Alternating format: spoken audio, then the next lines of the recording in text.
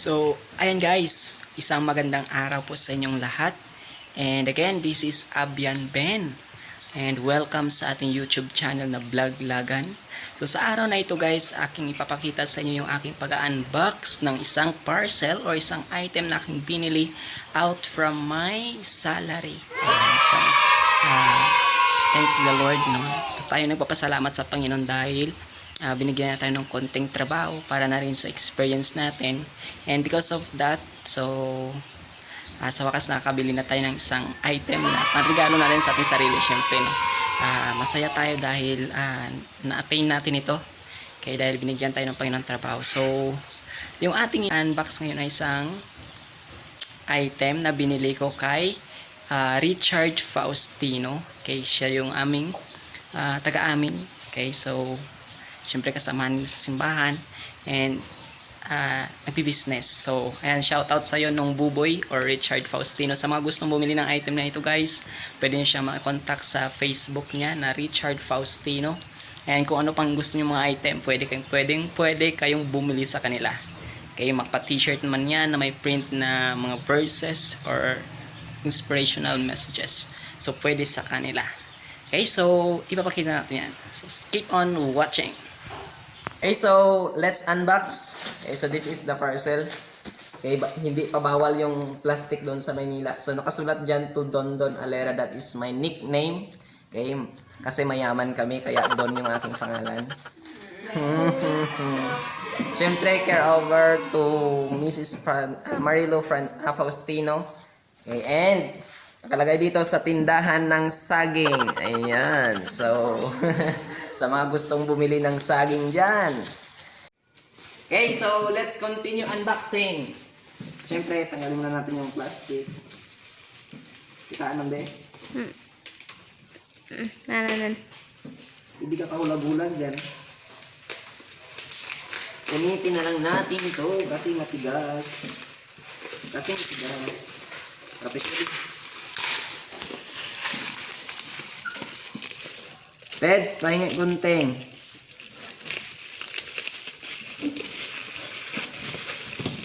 Tigas-tigas. Ang tigas-tigas. Teds, gunting!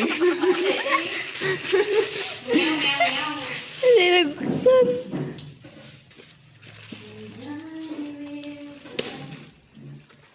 Yan, so bawal sana yung plastic dito sa aming bayan. Kaya lang, siyempre sa pinanggalingan nito ay siguro hindi. So, pasensya na po sa aming EO. Tatapon na lang natin ito sa tamang lalagyan mamaya. So, uy, nahulog. So, this is live broadcast equipment. Okay, so papraktisan natin to sa pag-DJ. Wash out, share out sa inyong lahat dyan. Tingnan natin kung paano pa ito buksan. Friend, basi may idea ko paano buksan dyan, friend. Yo. Teds din. JP. Open. Hindi nagbabasa. Open from here. Tinuturuan pa ng bata. Taran. Close up, be close up. Close up mo, be close up mo. Dito ba? Charan. So this is it. So ito yung kanyang manual. Malupit ang kanyang manual. Ching-chong siya. Ha? Naiintindihan ko kaya to? Naiintindihan ko kaya to? Saya, paano to gagamitin? Una-una, buksan yung box. Warning naman. Warning na naman. And so, this is broadcasting and recording microphone. So, dito yung kanyang manual. Ito yung kanyang specification and usage. Tsaka may warranty card na walang information. So, ito yung laman niya. Ipagulagulag ang ating camera, my dear camera girl. So, ito po yung kanyang laman. Hindi ko alam kung anong tawag dito. This one is another manual kung paano natin i-assemble and ewan ko English na siya. English. Okay, so maunawaan natin ito. Ito yung manual. Ayan. So, ito yung hello, mic testing. Anong aral na ka, Jasmine? Megaphone. Parang ito yung yung yung basta yung pang ano ng kapag nagluluto ka ng ginataan, dito may lalagay strainer para sa mga Abo. para sa gata. Hindi, trainer na pa mga malibagan. Uy, ito yung microphone Microphone. niya. Wow, ganda. Ooh. Hello. Shout out sa inyo nga. Wow, gold. Ginto.